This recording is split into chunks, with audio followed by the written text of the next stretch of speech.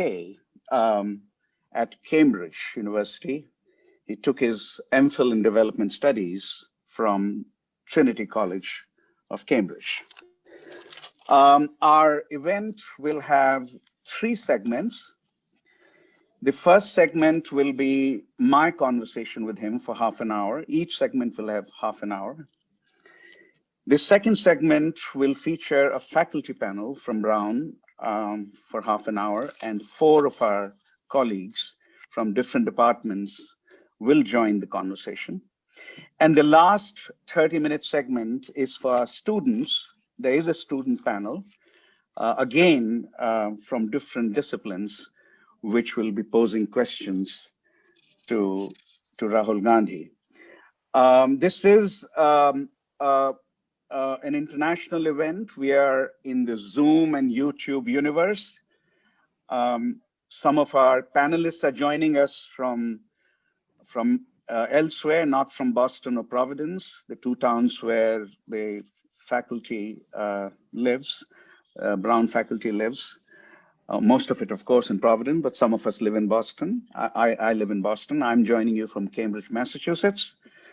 Prerna Singh, my political science colleague, will be joining us from Stanford, California. She is spending a semester there on a fellowship. Leela Gandhi, my colleague in the English department, will be joining us from London, UK, and she is actually teaching this semester, teaching her Brown class from London. That's possible in the Zoom universe. And 2 of our student panelists will be joining us from India, one from Shimla and one from Delhi.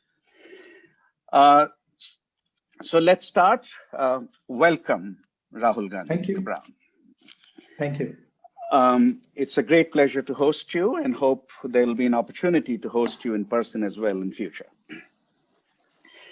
Let me start with a remark that caught my eye. You made 2 weeks back at Cornell. You argued that politics in India, especially electoral politics or politics in general, is no longer a fight for power. Politics in India have become a fight for India, not just a fight for power. Now, we noted in November, during the last presidential election in the United States, that Joe Biden, now President of the United States, made a claim which had roughly similar properties, and you'll tell us whether your claim is different. He argued that the election of 2020 was not about a change in power in Washington. It was about the soul of America. Is your claim, Rahul, and may I call you Rahul? During this conversation, is your claim similar to Biden's claim or substantially different? Well, to me, India is many different diverse viewpoints.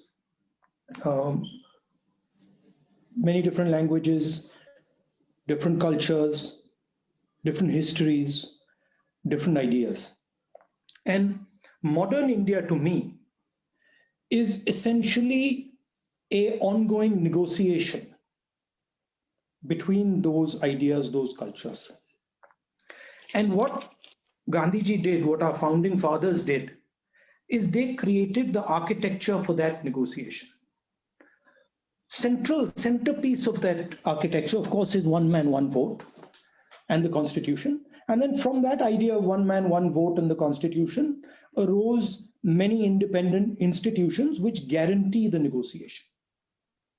It's very obvious to me that those institutions are what allow the negotiation between our identities, between our languages, between our cultures, between our states to occur. What I see is a determined attack on those institutions and a capture of those institutions. There are elements of that taking place in the United States. But of course, I'm nobody to comment on the United States. I don't understand the United States as well as my American friends there would. But I get the sense that the American institutions are showing much more resilience than the Indian ones. I get the sense that the American system is actually countering this onslaught better than our system. To me, if the negotiation between these states breaks down, then the idea of India breaks down. Before 2014, there was an assault on institutions by the RSS, by similar forces, concentration of capital, you can say, but it was subversive. It was being silently done. It was done in Madhya Pradesh. It was done in states that they ran. It was done through the Shishu Mandirs, through their schools. It was done by siphoning off public funds into their schools. But it wasn't out in the open. What's happened is in 2014, it is out in the open, it's legitimized, and it's across the board. And to me, that's why it's an attack on India. See, I represent a part of that negotiation, as do all other political players. As you know, we represent 20% of, the Congress party represents 20% of our population. Other opposition parties together represent a much bigger chunk than the Prime Minister and the BJP. But we're not given that room for negotiation. We're not given that room for conversation. That's what's changed. And as a politician, I require institutional support. I simply cannot operate without it. It's a fantasy if somebody thinks that I can operate or a democracy can operate without independent institutions. That we don't have anymore. That's why I classify it as an assault on India. Are you in particular referring to the judiciary or some other independent institutions? I'm referring to every single institution. There's not a single institution that is not under this type of assault. I mean, to give you some nuance, my mic is switched off in Parliament. In the middle of while I'm giving a speech, it's switched off. Right. So the essence of Parliament is that I'm allowed to speak. Right. The essence of Parliament is that when I'm speaking, the country can see what I'm saying. That the TV is showing what is going on in Parliament. The TV doesn't show what's going on in Parliament. Right. So whole variety of institutions. No, I'll elaborate. So the conversation within Parliament, BJP MPs cannot have an open discussion in Parliament. They tell me that. They're like, हमें तो बस बता दिया जाता है क्या बोलना है. It's a straightforward top-down thing. They cannot go. One BJP MP went in a meeting with the Prime Minister and raised his hand and said, I don't agree with you. And, they threw him out. It's the same with the judiciary. It's the same with the press. So it's a constant onslaught. And that's where the problem is. And the idea of India that you are speaking about is essentially built on diversity and expression of that diversity, right? Yes, it is built on diversity and expression of that diversity, but more importantly, it is a negotiation between those ideas. It is an active, dynamic, constant negotiation. And that negotiation requires structures for that negotiation to take place. Okay. So you're defining when the British was leaving India, the question was transfer of power to whom? That was the challenge. Who do you transfer power to? And it was the Congress party that created the environment for the transfer of power. The British were asking a legitimate question in the 20s. They were saying, okay, to whom do we transfer power? Not to the Maharajas, obviously, because the Maharajas were not India. The Maharajas were a divided India which was at war with itself. So the answer to that question came from Mahatma Gandhi and the Congress party. They said, okay, yes, to whom? To the people of India. How through the vote, how through parliament, how through the constitution, and then further development, how through these institutions that will protect the voice of the people of India. So it's not just a question of diversity. It's a question of active negotiation taking place between that diversity. Okay. As a lot of people have noted, this has been an international commentary on this matter. Two of the leading agencies, non-governmental agencies in the world that rate or assess democratic health in the world, the Freedom House and the Varieties of Democracy Institute in Sweden, which has risen to prominence of late, both have downgraded Indian democracy. Freedom House calls India now partly free, not unfree, partly free. And that is after 30 odd years that India has been downgraded. The VDEM Institute in Sweden uses a stronger term. India has the largest democracy, and I'm citing now, the largest democracy in the world has become an electoral autocracy. Electoral autocracy is the term it has used. Not yet a full autocracy, but electoral autocracy. Now, I have two questions. One, do you agree with this assessment, the assessment of Freedom House? They're roughly in the same direction. They're slightly different, but roughly they're both talking about a steep decline, a steep democratic decline in India. Do you agree with that assessment? And second, VDEM Institute, following political science and its own research, has also said something which people have not noted yet, and on which I think we should seek your comment. It says that when polities, democratic polities, start attacking civil liberties, and then civil society institutions, and then independent institutions, then the next step normally, there is no law about this, there is a tendency they're talking about. The next step after an attack on civil liberties, an attack on civil society, an attack on independent institutions, next step is typically an attack on the integrity of elections itself. So the second question after the first question, which is about, do you agree with these two agencies? The second question is, are you concerned that the integrity of elections might also be attacked before long? Look, I mean, these institutions, of course, have their view. They are foreign institutions. And frankly, we don't need a stamp from them. But directionally, what they're saying is correct. I would add one thing. I would say they're much behind the curve. I think the situation is actually much worse than they imagine, first.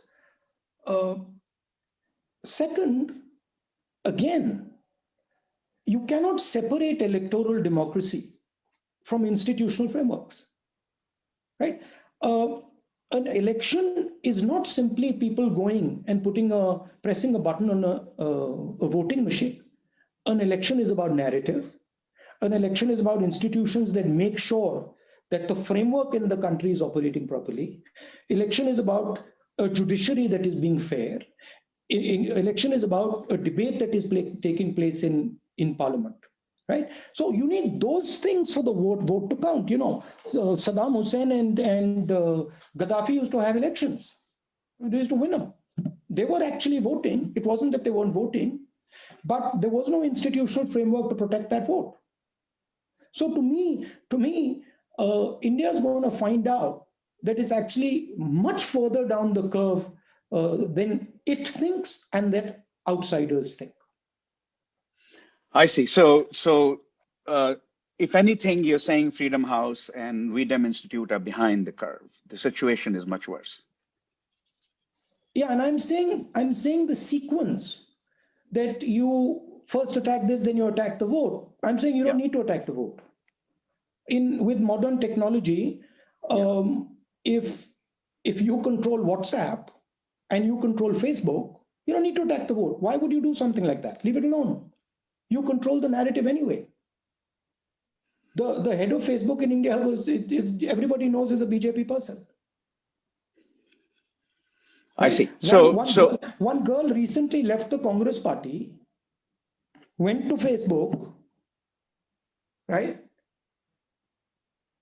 They found out she's Congress. She had a job contract. Sorry, you can't come. She's crying at my door.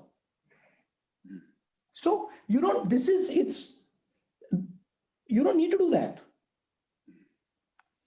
I mean, they might do that. They might actually say dispense with this thing, but you can destroy an electoral democracy in the 21st century if you've got Facebook, if you've got WhatsApp, if you've got financial dominance, and if you control the institutions. Why wouldn't you let people just go and vote?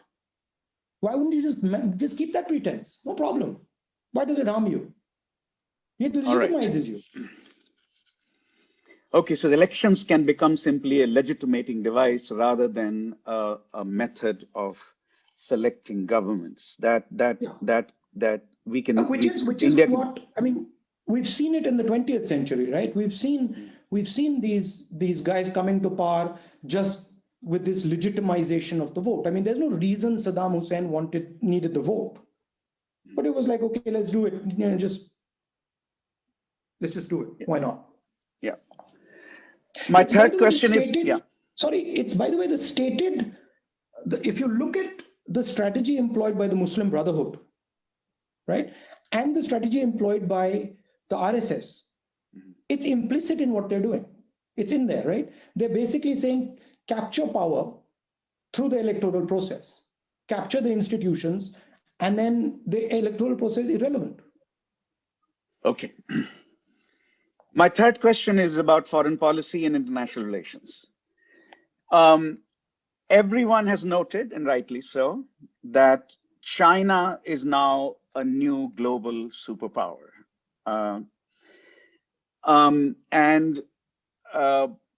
Certainly in the United States, but in much of the Western world, the notion that there is a serious rivalry emerging between the United States on the one hand as the leading superpower and China as the emerging superpower, that rivalry is seriously underway now.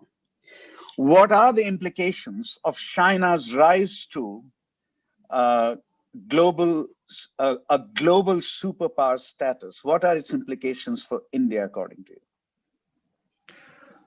I mean, again, China's rise has been taking place for some time now. And for example, the success the Chinese have had in manufacturing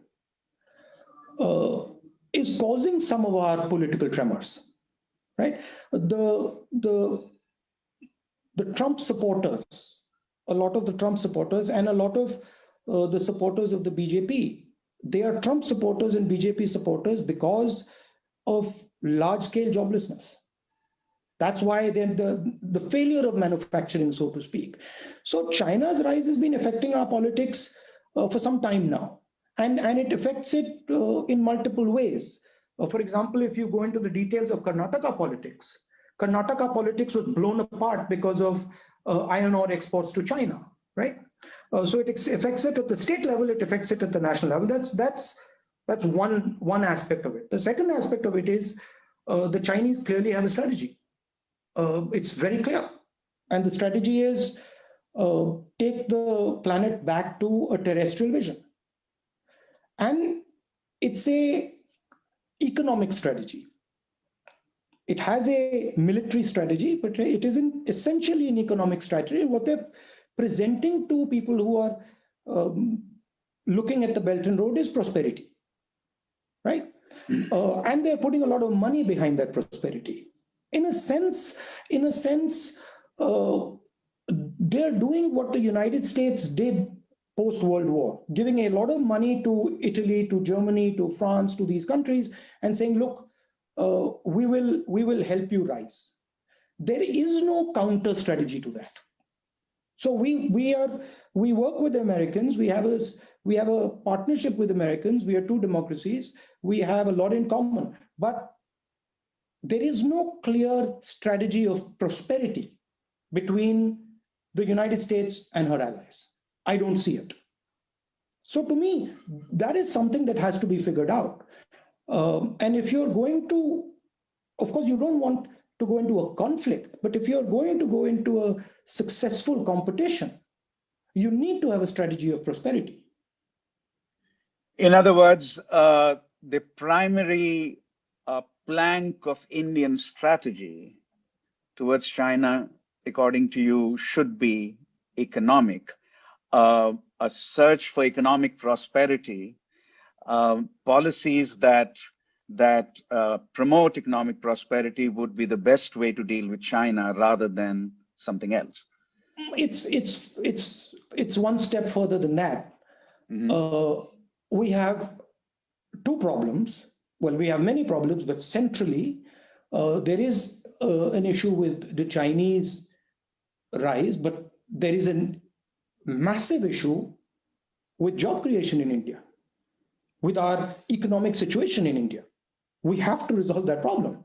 And I'm not one who believes that we can resolve that problem through the services route. I just don't think it's possible. So what does it mean? It means that it is a strategy for the reinvigoration of India. You strengthen India and you will solve both problems. Through manufacturing, you're saying labor-intensive manufacturing is the way to go, not services. No. It's not simple black and white. It is, we have released hundreds of millions of people from our villages. They have come to our cities. We need to give them something to do. We need to give them a vision. We can, however we do it, we got to do it. We got to do it by transforming agriculture. We got to do it by transforming manufacturing. We got to improve our competitiveness in services. But we are facing a catastrophic job problem. And it is related. If India cannot solve its job problem, then India certainly cannot have a global position, certainly cannot take on the challenges that are coming from the Chinese.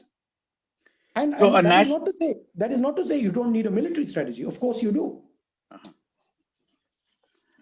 Okay, and my last question in my half hour is about 2019 elections. In December 2018, your party won 3 states. And the narrative in the country was Rajasthan, Madhya Pradesh, and Chhattisgarh. Chhattisgarh was a huge victory. And the narrative by January of 2019 was that Congress party was going to be a serious contender for power. It may not get 273 seats, but it will certainly increase its share of seats very substantially and pose a challenge to the existing ruling party. By May 2019, 5 months later, 4 to 5 months later, when the results came, your party went up by only a few seats, whereas BJP enhanced its majority, enhanced its vote by 7%, and your vote was 19.5, 19.6. So BJP's vote was twice as large as your vote in 2019 May. What changed between December 18 and May 2019, transforming the political landscape or electoral landscape so much that you were unable to gain much from your victories in December 2018 at the state level?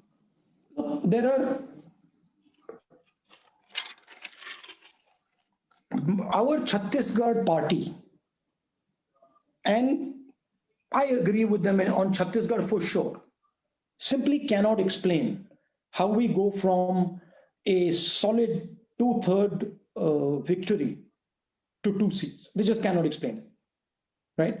And I find it very hard to believe that something like that happened. Similar in Rajasthan, right? We had a solid fight, and suddenly we go to 0 seats. Now, it's surprising to me. It's not easy to believe. Now, there are a couple of arguments that people make, and I can see some aspects of those arguments, right? Massive polarization across North India, I can see it, but it doesn't take me to 2 seats in Chhattisgarh. Massive polarization combined with total media dominance, financial dominance, Facebook, WhatsApp, social media dominance, yeah, could be. But those are some of the reasons. You see, again, if you look at the amount of money the BJP is throwing at elections, compare them to what we are doing or what other political parties are doing, and no comparison. It's a ratio of 1:10, right? More. You look at the media, the Prime Minister is 24/7 in the media. Nobody else is there. No other leaders on the television, right? So there's total domination of that stuff. And then in addition to that, you also have domination of institutions. So to me, it is massive concentration of political and financial power that is sitting behind this machine. And that explains the 2019. I mean, to a substantial extent, you argue. I still don't understand the Chhattisgarh going from a sweep, with a solid set of candidates to 2 seats. I still can't explain it, but the explanations that are given to me, I'm like, okay, maybe. Okay. Thank you, Rahul. My half hour is up. So let's bring the faculty panel in. The first colleague of mine who's going to ask you a question is Andrew Foster. He is the George and Nancy Parker Professor of Economics. And Andrew, you are on screen. Right. Yes. Well, thank you for giving me this opportunity. So I wanted to sort of recognize you've called for the repeal of the farm laws, but also note that there's sort of considered view that rural poverty in India will remain a major issue as long as there's so many small and marginal farmers, and as long as the supply chains operate, they do. So I'm wondering if you can give us an alternative vision, both of sort of how transformation is likely to happen or should happen over the 5 and 10 years, and what kinds of policies will help make that happen. Yeah. So what we are against, first of all, we agree that a reform of the agricultural system is required. We also feel that any reform of the agricultural system has to come out of a conversation with the stakeholders of that system. Who are the stakeholders of that system? Farmers, producers, people who manage that system, etc. Our first problem with the farm laws is that there is no conversation that has taken place with the stakeholders. They're not even explained what is happening. The second thing is, to me, the thing you have to look at is the producer. And you have to empower the producer and make him efficient, make his negotiation more effective, etc., etc. Here, there's a full-scale assault on the producer. So literally now the producer is going to be negotiating with Mr. Adani and Mr. Ambani with nobody in between, right? I mean, the 3 laws. The first law basically says no farmers markets. The second law says as much hoarding as you want. And the third law says you can't go and contest it in court. So it is clearly an assault on the farm structure. So we don't agree with that, and we think that it is going to be extremely destructive. In fact, I feel that the BJP simply will not have the power to push these things through. And if they do forcibly do it, we are going to head into some serious social turbulence, right? Indian agriculture, as you saw in the corona, is sort of a shock absorber for a lot of these people. It acts as a place for them to gain respite. So that role is critical in Indian agriculture, right? So how do you think about it? Yes, you think about supply chains. Yes, you think about storage. Yes, you think about cold storage systems, but you think about it by empowering the producer, by involving the producer in the conversation, and that can be done. It's not a complicated thing, right? I think you will need to also transform our agricultural system from a jobs perspective. So you will also have to bring in technology, bring in those nodes into that system so that you can give, I think agriculture can give millions and millions of jobs to people in India if it's done properly. So we're not arguing for no reform of the agricultural system. We're arguing for a reform, but a reform that carries the stakeholder and listens to the stakeholder and involves the stakeholder. I mean, there are many successes. The biggest success in India, agricultural success in India, is Amul, right? And that is essentially, that came out of conversation with farmers. Now, I'm not saying you can replicate Amul all across the country, but the spirit of Amul, where you say, okay, we value what you're doing. We understand that you're struggling. Now let's have a conversation about how we can make this thing work. That's how I think about it. So I mean, I think a particular concern would be the sort of small and marginal landowners, and whether the kinds of sort of technological advances that you mentioned are going to be feasible for many of them to the extent that they involve sort of larger scale. So is there a way to sort of address that problem? And those are the people probably most resistant to change. There are models. There are models in Maharashtra and different ways of doing things that would do that. But the main question to ask is, okay, you carry out this assault on agriculture, and now you have large-scale corporate farming. You have one guy who's controlling the wheat market. I think, he's controlling basically grain in India. He controls all the silos. He controls all the ports. You've decimated the farmers. Okay, now what do? Can they get a job in the agricultural system? No, they can't. Can they get a job in the manufacturing system? No, they can't. What are they going to do? Mm-hmm. So what you're seeing in Punjab right now, if the laws go through, you will see that at a massive scale. It'll come slowly, but when it comes, then the negotiation is not possible.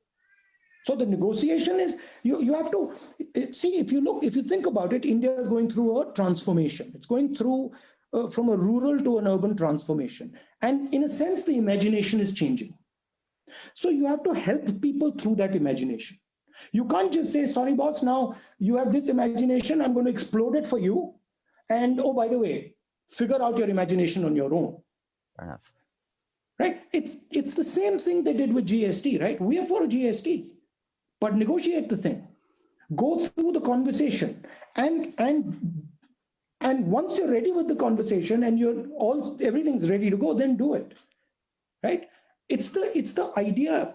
See, if you ask me, it is massive concentration of capital, 5 or 7 people, massive concentration of political power, which gives the illusion that you don't have to negotiate with anybody.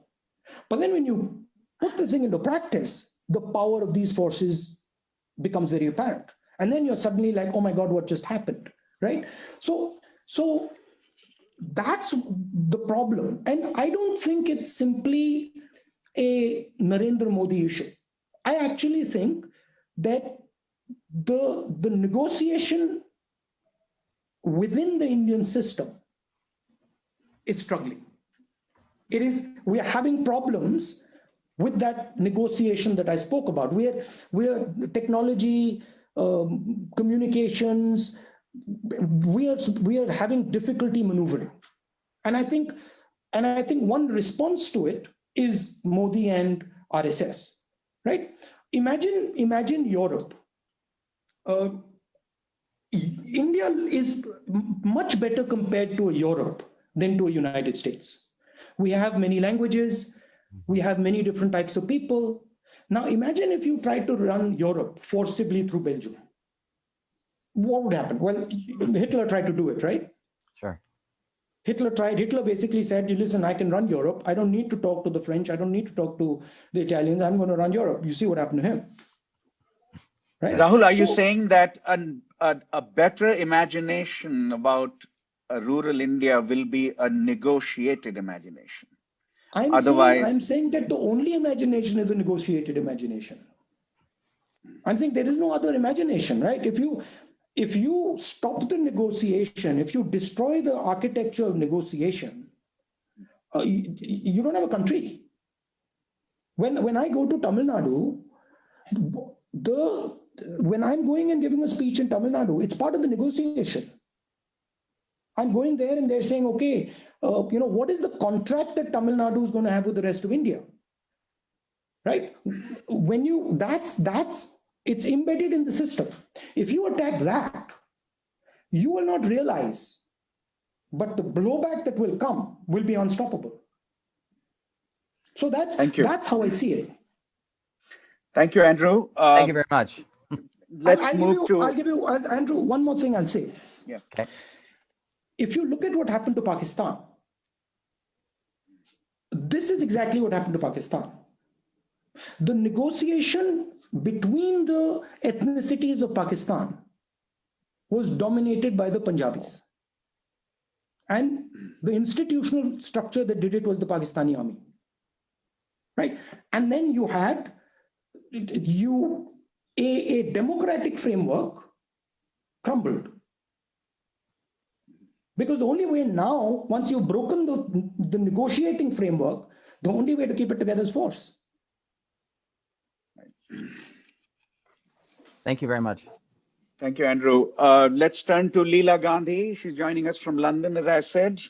John Hawkes Professor of the Humanities and English. Leela.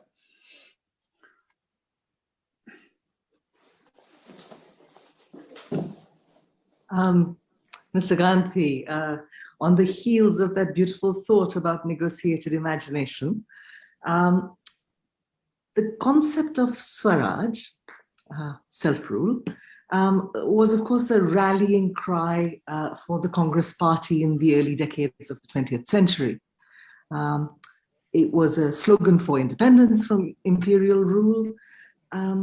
And as well, at the source, say in M.K. Gandhi's Hind Swaraj, it expressed a highly original, ethical and spiritual vision of Indian democracy as one in which, simply, the powerful give up the right to rule over, dominate, oppress, injure the powerless. Therefore, men over women, the Hindu majority over various religious minorities, rich over poor, and of course the list is very long indeed. So my question is, what does Swaraj mean, if anything, to Congress leadership in the 20th century, and to you personally?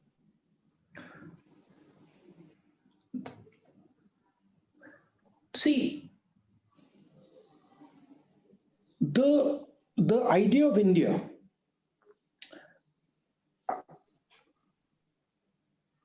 if you look at how India was put together and modern India, and the role of Gandhiji in that bringing India together, he was essentially in the conversation, in the negotiation of power between these systems. He took a very interesting position. His position was, in a sense, it's a Indian philosophical tradition. I don't actually exist. I am dead. Meaning, I have no game in this conversation, right? So he, in a sense, if you say, he became shunyata, right? And then that conversation actually started. Without that thing, without Gandhi's attack on himself, India could not have been structured. The negotiation wouldn't have begun, right? So the idea of India itself required a introspection into the self and then an attack onto the self. And Frankly, if you want to keep India together, you got to do that. If you don't do that, if there is no shunyata in the negotiation, then it's not going to work. That's what the Congress brings to the table, right? Shunyata. The idea, right now, for example, do you think today there are 20 people who are group of 20 people who have a different view on the Congress party, right? Do you think they could exist in the BJP? Do you think they could exist in the BSP? Do you think they could exist in the TMC? No, they cannot exist in any other party except the Congress. And the Congress says, look, we don't agree with you, but the negotiation cannot stop. It has to go on. That's the nature of the Congress. And I see it in the organization every day. Right? Now, of course, it has lost the depth of Gandhi is not there. The understanding of Gandhi, Nehru, that's not there. But that comes with the force that you're fighting. Gandhi would not have been Gandhi without the force that he was fighting. You've said something really extraordinarily beautiful, but I think this is you and not necessarily the Congress party, and you've replaced my idea of Swaraj with a really beautiful idea of Shunyata, and I want to throw you out on this. No, you'd be surprised. You'd be very, very surprised. There are hundreds and hundreds and hundreds of Congress workers who have this idea, hundreds and hundreds. Problem is, they're not in power, but they're there. I can tell you name after name after name after name who is sitting there and literally doing harakiri, right? Political, he's eating himself. It's the opposite of the RSS. This is not a new thing, huh?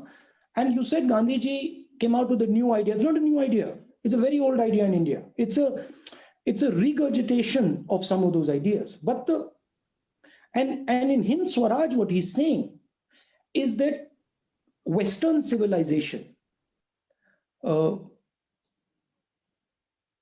is not looking into itself. It refuses to look into itself. And the Indian civilization has the capacity every now and then to look into itself very deeply.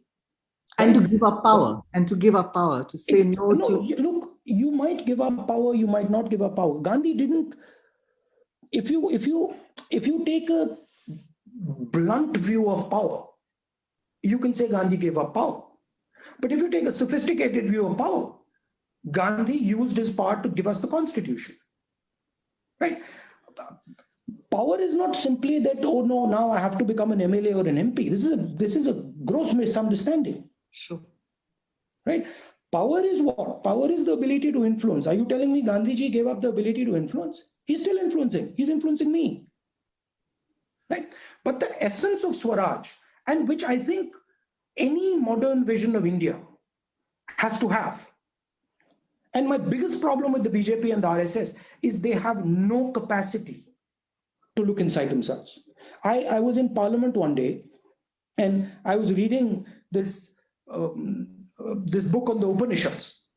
And I got an RSS guy who, I just walked past him and he said, he had said something in Parliament 2-3 days back. And I said, look, it's written here. Look what's written here.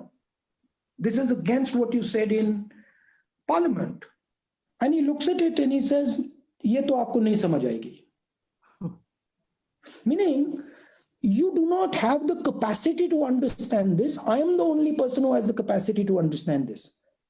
Right? Meaning, I will not look into myself for 30 seconds. My problem with the Prime Minister is that you are cracking the negotiation between these massive forces because you refuse to attack your sense of self. And I'm very happy with you because you attack my sense of self every morning. So I love it because it gives me, in a sense, it's a very strange thing. Spiritual gift. I just think that, my God, this is amazing. I think, when you're facing a political force, people don't understand the nature of that thing. People think, oh my God, they're attacking him, they're attacking him, they're attacking him. No, they're helping me. They're helping me refine. They're helping me understand. I could not have this conversation I'm having with you today 10 years ago. Who did it? The BJP RSS did it. So thank you. Okay. Right? Thank you. So Let's. what I'm saying is, no, but just to conclude, what Gandhiji was saying, and he was saying it to everybody, stop and look at what you're doing. When you just 30 seconds, stop and just ask yourself, what I'm doing, is this correct? And what he was saying to Indians when they were faced by the British is, you are enslaved, not because the British are powerful, but because you're refusing to look into yourself. And that's all he taught us. True. Beautiful. Sorry, very Thank long. you. Love that. Thank you. Thank you. Well, Let's turn to, we have 10 more minutes so. for the, 10 more minutes for the faculty panel. Patrick, you have 5 minutes, and Prerna will have 5 minutes. Patrick Heller, Lynn Cross Professor of Sociology. Thank you, Ashu. Thank you, Mr. Gandhi, for being with us today. I want to pick up on this theme of negotiation, which I find absolutely fascinating. And you've talked about negotiation as the democratic process in of itself, and defending the range of institutions that are foundational to any democracy that really does allow for negotiation and deliberation. There's also obviously negotiating India's identity and self-imagination, Hindutva versus the more pluralistic vision that we associate with democratic India. There's a third negotiation we haven't touched on yet, which is a negotiation over how society's resources are being distributed. And I want to take you back to the UPA and the 10 years that Congress was in power. And looking back on it now, I think we've all come to realize increasingly that the great legacy of the UPA governments was building the basic architecture of the Indian welfare state, a truly remarkable set of interventions.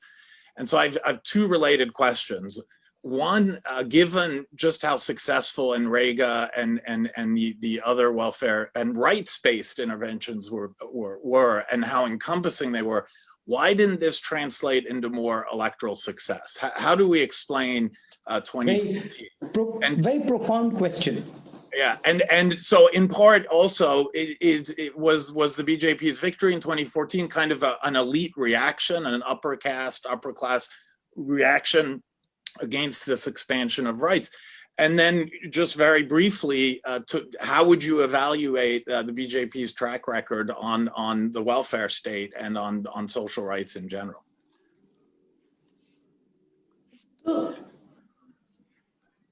We understood in 2004, 2005, that large numbers of our people were transforming their imagination. So they were going from a rural imagination to a completely new space. And this is not understood by somebody who hasn't made this transition. But if you spend time working in that space, you will realize this is a terrifying thing. This is not an easy thing to do.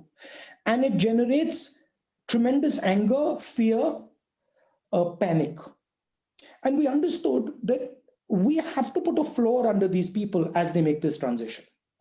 So we have to do something so that this change of imagination happens across a bridge. They don't need to just jump, right? And that was NREGA, that was right to food, that was all those paradigms. We got a massive reaction because this was a cost on certain elites, right? So farmers didn't like NREGA, right? So what did we do? As the Congress does, the Congress searches for pain. You know, people say left or right. No, it looks for pain and it manages pain. So we did NREGA, farmers felt pain. We did the 72,000 crore farmer relief package, right? So we managed that pain. But the concentration of power that has happened concentration of political power through the RSS, concentration of economic power through the 5, 7, 10 crony capitalists, essentially translated into massive political power across the board. And it just overwhelmed all that. Of course, in 2014, we had a problem, which was that the vision that you're talking about was running out of steam. It was actually a 1990s vision, repurposed and with some additions in 2004. And it worked very well for 8 years. And I remember I was with one of my colleagues in 2000 I think it was 11, and we were driving and we said to each other, this vision is not working anymore. It's not working, right? So we came to the end of a vision, which is normal, right? So we got hit with the economic collapse, 2000, that big collapse. Then we got caught with the sort of at the end of our vision, and then we had this massive shockwave coming. The RSS has been at work for many years trying to infiltrate and capture the institutions. And, they've spent a lot of time and effort doing it. So that culminated in 2014, and now they're putting in sort of their people.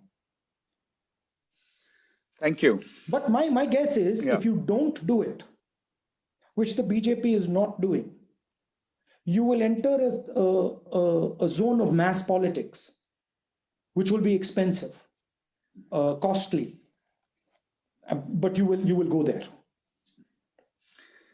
Thank you. Let's turn now finally to Prerna Singh, Mahatma Gandhi Associate Professor of Political Science and International Studies. Prerna, you're joining us from Stanford. Hello. Thank you so much, Mr. Gandhi. I think today you've spoken very thoughtfully, very powerfully about two themes that I wanted to pick up on. The first was about this control of the narrative by the BJP, and the second about this assault on institutions. And so as has come out in your conversation, especially with Professor Gandhi today, you're putting forward this secular inclusive idea of India, which stands in stark contrast to the exclusive Hindu nationalist idea. And I had a question about the way in which you're putting out this alternate idea, and in particular, the role, picking up on your theme of the assault on institutions, about your vision of the institution that you are a part of and that you exert some control over, which is the Congress Party. So as a political scientist, when I follow the trajectory of the Congress, I learn in a kind of politics of India class that you might take about something that happened to the Congress really beginning in the late 1960s under Mrs. Gandhi, which was the deinstitutionalization of the Congress and the personalization of power. And today you've spoken a lot about the role of the RSS and the Shakha structure in the way in which the BJP operates, is effective. And I think as you just said in response to Professor Heller's question, has been really instrumental in kind of spreading the message and indeed rooting the message, we might say, of Hindu nationalism among the people. And so I was wondering, how would you think of the role of the Congress Party, particularly because it was deinstitutionalized in the 1960s? One of the arguments that's put forward is that this cadre structure of the organization as it enters the hinterland is what was destroyed or at least weakened. And so how are you thinking of the civil society, the grassroots organizational structure of the Congress? What role does that play in the kind of spread of this alternate narrative?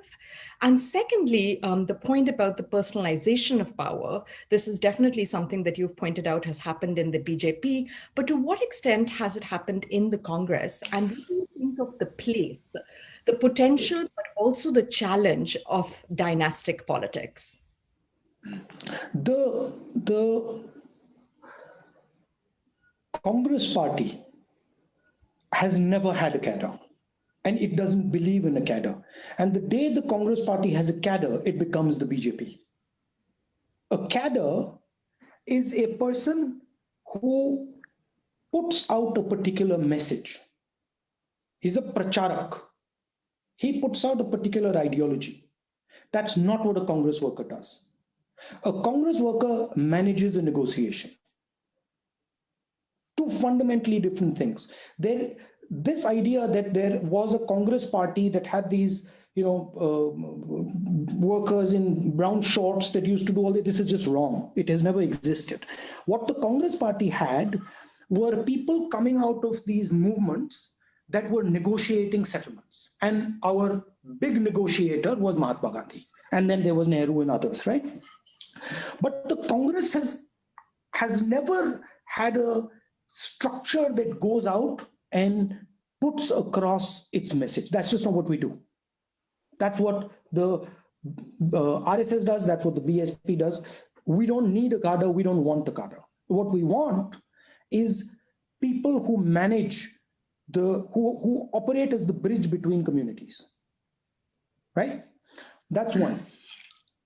Second thing, the Congress, in the split of the Congress, was an ideological fight in the Congress, which was won by the left. You can call it the left, but it was won by a particular ideology in the Congress. The dismantling, so to speak, of the institutions of the Congress was essentially the right of center people leaving.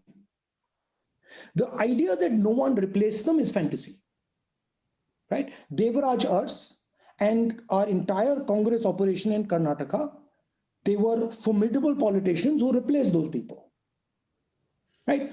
Of course, Indira Gandhi had a role there, right? But the notion that Congress is a cadre-based party and there's these lines of people getting ready to put them as this is not what the Congress is. It's a misunderstanding of the idea of the Congress. I'll give you, and I learned this the hard way. So this is not something that came naturally here. So my first 3-4 years in the Congress, I just used to sit there and be like, what are these people doing? So we would sit there and they would just go on and on and on and on. Just and I would say that I would walk out and say, kya ho raha hai? Why are these people just having this conversation, ongoing conversation? And a lot of the time they just repeat what they were saying. So one guy would say it, a second guy would say it, third guy would say it. And I was like, what is this going on? And then I realized, it took me 5 or 6 years, but I realized that's exactly the point.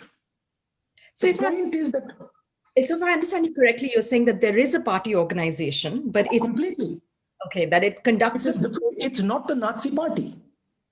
It's not the RSS. It's a different design, right? I've got workers. What my workers do, or our workers do, is go into an area where there is a conflict between Congress people and say, "Bhaiya, idhar aao, baito, kya ho raha hai? Chalo batao." What the RSS guy says, "Oh, you, please shut up. You do what we're telling you." That's not what we do. We're a negotiating system. We're a negotiating platform.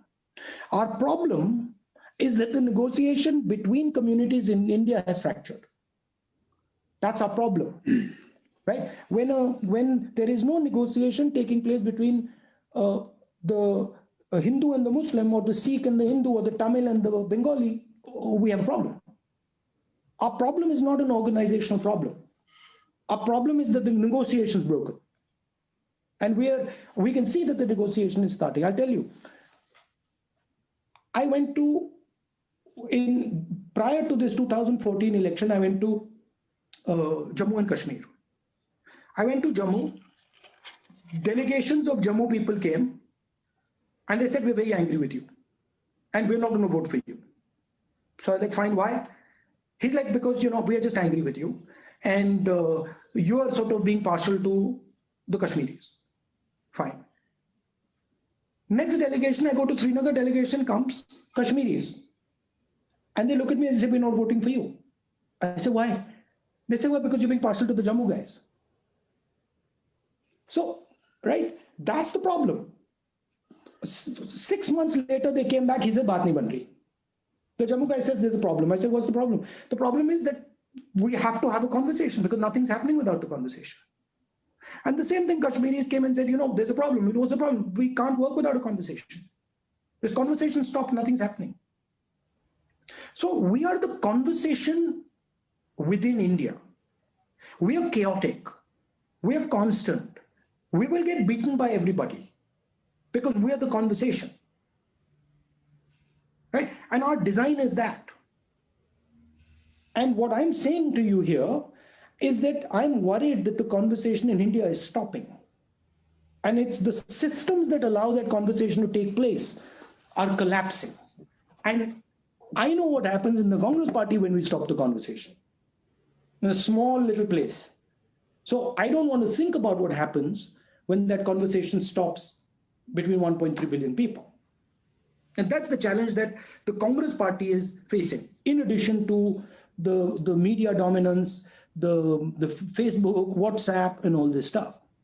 The good news is that we're learning and we're getting people who would never, ever come and work with us to work with us.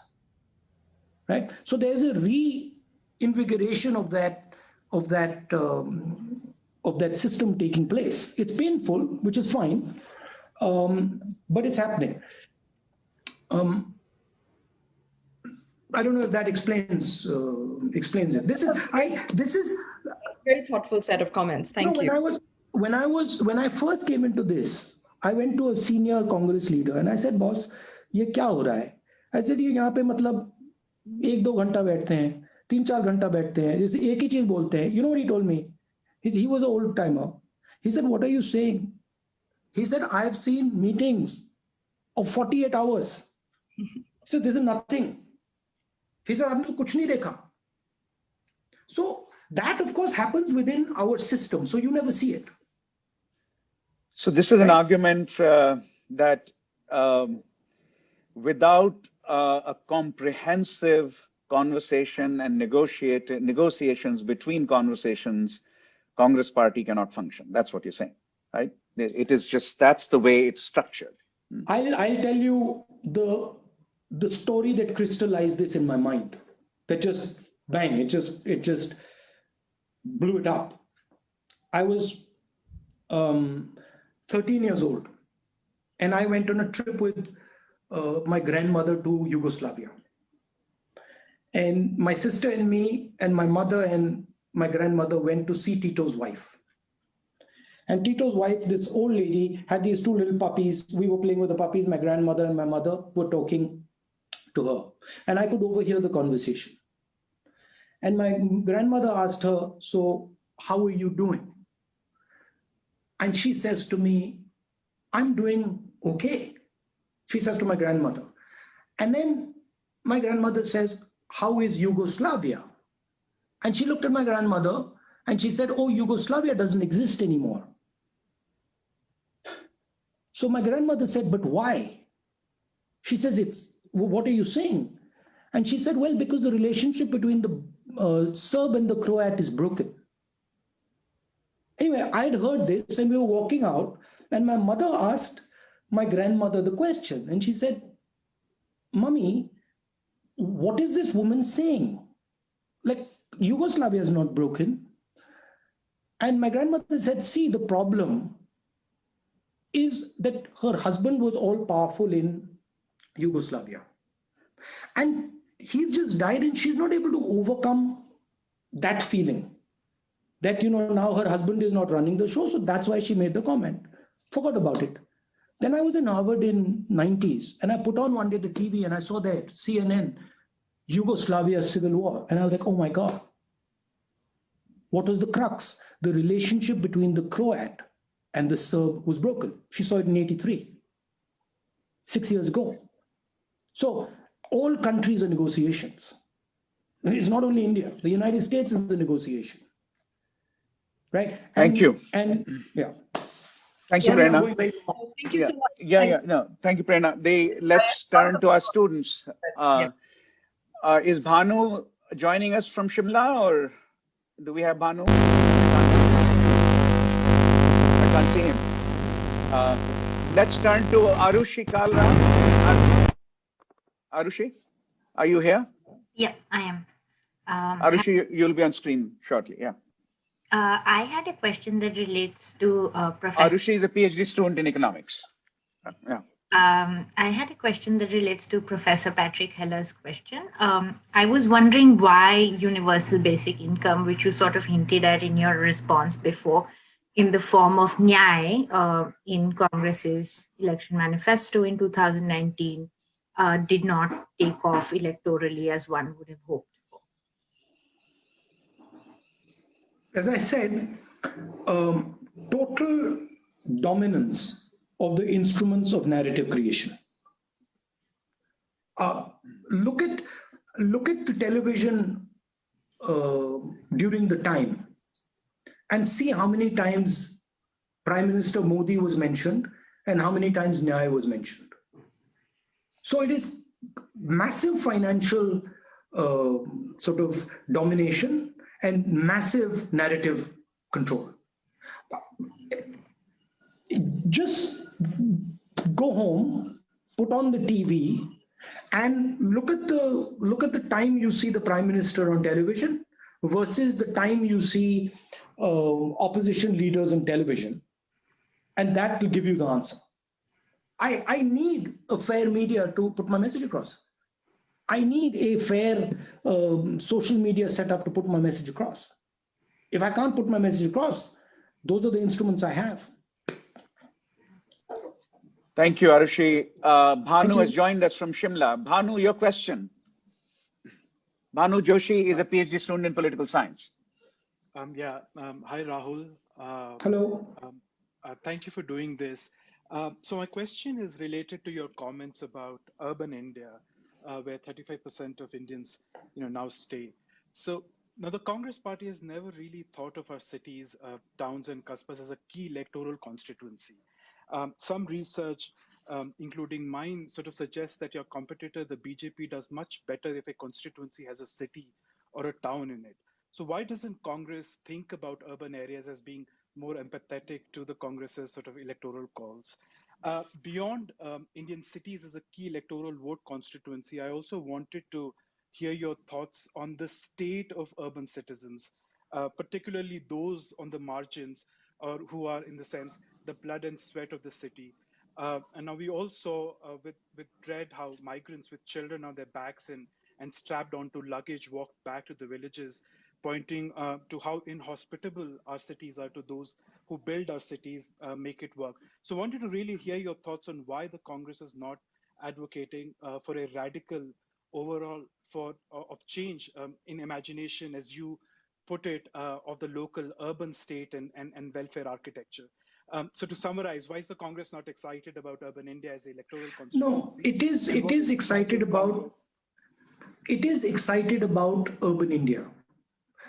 But the Congress, essentially, if you look at the role of the Congress in its post-independence early days, it was arbitraging rural power. It was managing the negotiation in rural India between the farmers, between the traders. That was what it was, between the laborers. It was managing that negotiation.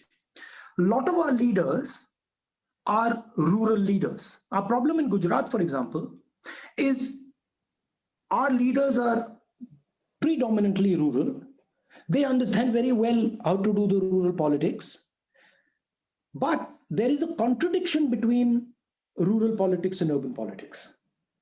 So when you're asking the question outside Mumbai, what are you going to do with water? My rural MLAs will say, listen, please send it to the fields. My urban MLAs will say, no, please don't send it to the fields, send it to Mumbai. So there's that contradiction. We're in a transition phase as a political party. You will see that as India becomes more urbanized, the Congress will start to develop power in the urban area.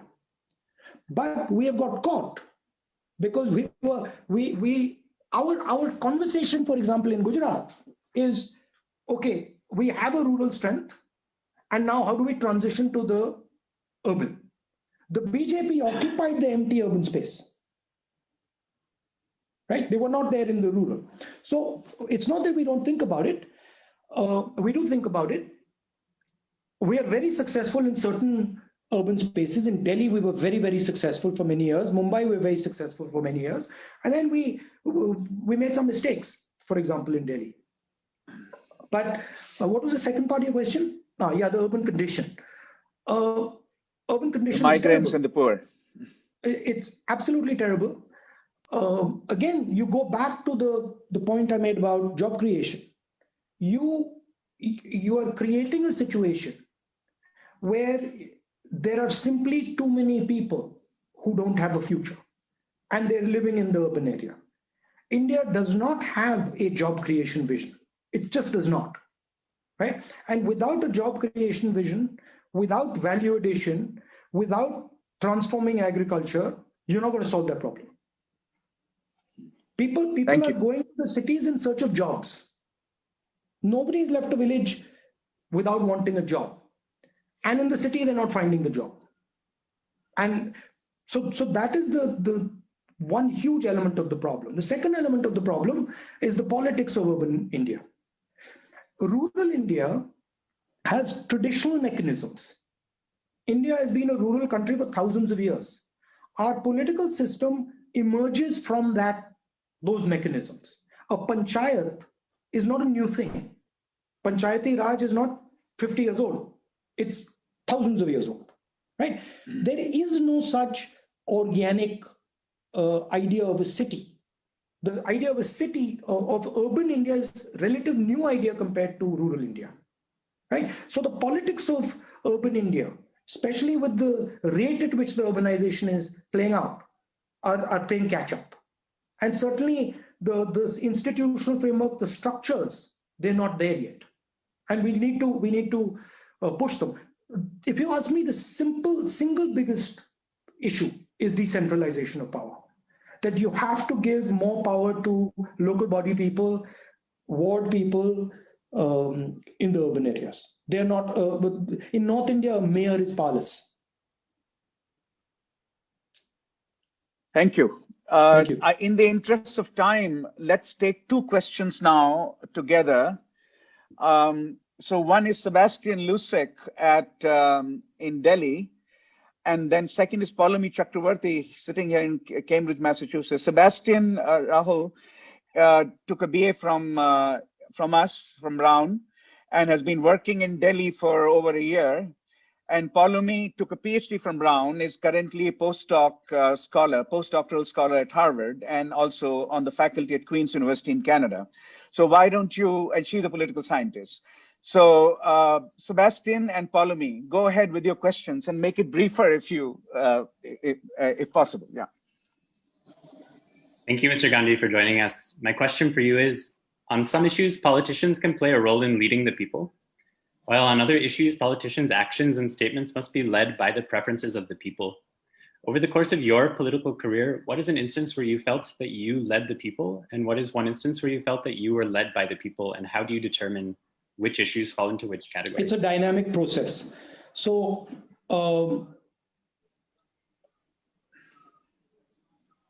it's not that there are some instances where you're led by the people and then other instances where people lead you. It is a constant ongoing process where you're assimilating ideas.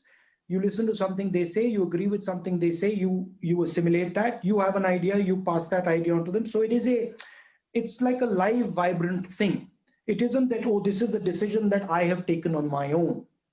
You're wearing that shirt. You might think that you wore that shirt on your own, but you couldn't wear that shirt without the person who made it. You couldn't wear the shirt without the person who made the buttons. You couldn't make the shirt without the guy who opened the door to the factory, etc., etc. So I don't think there is this notion that, oh, I came up with this idea. And there isn't also a notion that, oh, they came up with the idea. It sort of merges. One merges into the other, and then you get an outcome. I like to keep my ears open, and I find that I get huge amount of ideas from people that can inform my decisions. I'd be very worried making decisions, political decisions, without being informed and without listening. I'd be scared of doing that. So I think it's an ongoing process. Thank you. Paulomi, go ahead. Thanks, Ashu. So my question builds on the discussion that we've had on institutions and like the breakdown of institutions, and political parties themselves are institutions as well, right? So many would argue that the bigger crisis in Indian politics now is not majoritarianism, but it's the lack of an alternative. It's the lack of a strong opposition. There are people who don't like Modi, they don't like BJP, but they don't have anyone else to vote for. And there are political observers who know parties really well, who would argue that, you know, the Gandhi family is what really keeps the Congress together. But this can also be limiting, right? It's limiting in the sense that it does not allow for new leadership to flourish. And it also does not allow the space for a new political ideology to emerge that is more relevant to our times. And I know that you've like stepped down as the president recently of the Congress party, but my question to you is the following. I mean, given the crisis at hand, and we know the last few years have not been great, would the Gandhi family be willing to step aside from their control of the Congress party and to let new leadership flourish? Look, the point is that I am fighting a ideological war. I believe in certain ideas and I defend those ideas. And I don't really care what my name is. Doesn't make me any difference. I don't even care who my grandfather was, I don't care about any of that. But there are certain ideas that I defend, right? And I'm going to defend them. I mean, whether anybody likes it or not, I'm going to defend them, right? Now, what's interesting to me is that nobody in my family has been prime minister for what, since 89, right? 99, so 20, 21 years, no, 30 years. But there is an obsession that somehow we are in power, etc., etc. I have a role to play in the Congress party. The role to play in the Congress party is I defend a particular ideological current in the Congress party. And that's I believe strongly in that. I'm certainly not going to say, okay, thank you very much. I will now not defend that ideological position in the Congress just because somebody says I happen to be so-and-so's son. I mean, why should I, right? Now, question of should other people become leaders? Absolutely, 100%. And I'm more than happy to push as many leaders as possible and make as many of them successful. And that's my record. I, by the way, was never the prime minister of this country, right? And you can ask anybody in the Congress party, that's all I do all day long. I push people and I help develop people and I push them forward. But I don't take kindly to the idea that just because my father is someone, I now do not have the right to defend my political idea. Why? Why? I mean, why? Just because someone feels that it's inconvenient that I defend the political idea? It's interesting to me, right? I'm attacked every morning by the BJP. Every morning I'm kicked. I'm the only person, right, who actually sits there and attacks the prime minister. That's what I do every day. Now you want me to say, okay, stop? Why? I think I'm defending, as I said, I think I'm defending something which I fundamentally believe in. I would argue that the critique would be intra-party democracy rather than the critique that you should not defend your ideology. So I'm the person in the Congress party who has been pushing elections in the Congress party from day one. I've been mauled in the press because I push elections. Please just do a search on internal democracy in the Congress party and see the amount of abuse I got for it. It's interesting to me. When I'm pushing internal democracy, everybody's saying don't push it. Have you ever heard me say that the Congress party should not have elections? I've never said it. Right? And by the way, the next step, of course, is interesting, which is neither does the BJP have an election, Neither does the BSP have an election. Neither does any other political party have an election. But for some reason, which I agree with, because I believe that we have a bigger responsibility for some of the reasons that I outlined earlier. I believe that we should absolutely have elections and we should absolutely elect our leaders. But it's interesting to me that that's not something people expect of any other party. Nobody's ever said, I've never read in the newspaper, why is Mayawati ji not having elections? Never heard it. I've never heard that, oh, why is the BJP not having an election? Why is there not an election in the RSS? I never heard it. It's fascinating to me. And the reason is clear.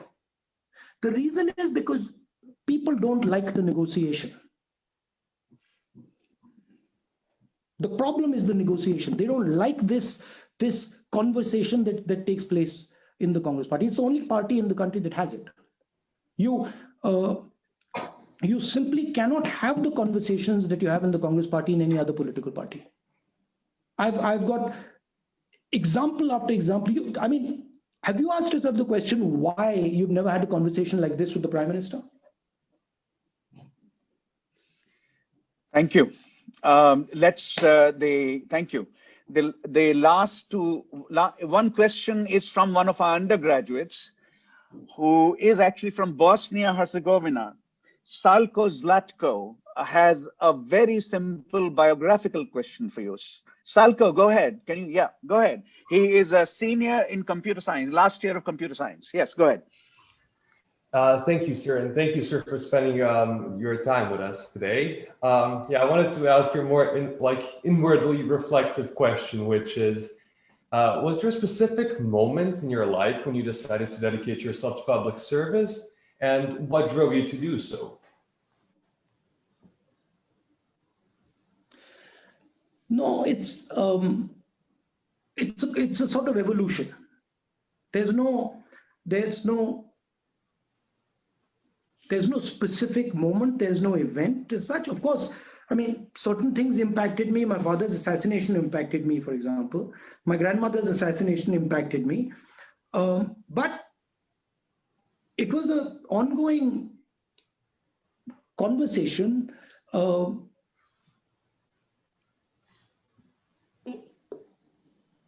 That's what we discuss, I guess. When we were kids, we discussed that. We are sort of, I think, we were brought up in my family with this whole nationalistic idea, very strong. There was sort of no question in my mind of not defending this idea. It just was like, it didn't arise, so to speak. So when I see that idea being attacked, I don't see any other way except saying, okay, I don't accept this. But there was no particular. I would say that the more the idea is attacked, the more I stick my heels in. If you had said to me, like the lady asked me the question, why don't you sort of step aside? If you had said to me, when I wasn't facing the RSS, I'd be like, yeah, I could do that. But if you say to me that there is this monster that is coming at the ideas that I believe in, then I'd say no. I will not back down.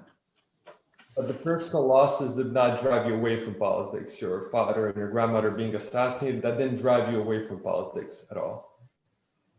In fact, the opposite. No, I saw them as, it made it very clear to me that they were fighting for something.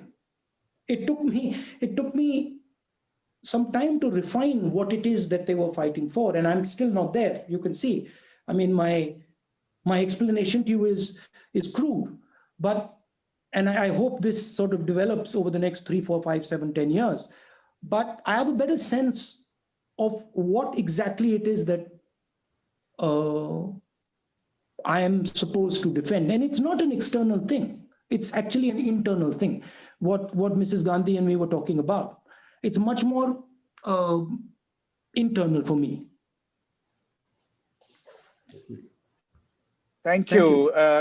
We have come to the last assigned minute of this conversation. On behalf of Brown University, Center for Contemporary South Asia, and Watson Institute at Brown, let me express my profound thanks to Rahul Gandhi for giving us 90 minutes of his time, discussing a wide range of issues from economics to politics to spirituality.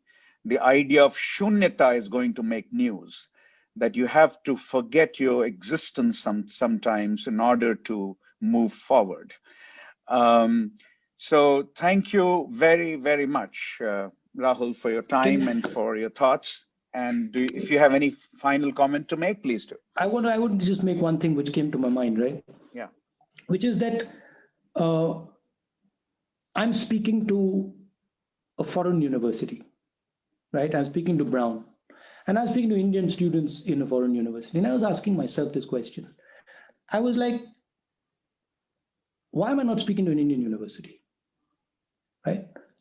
Just now when you were talking, I was like, why am I not doing this to an Indian university? And the answer is, I'm not allowed to. Right?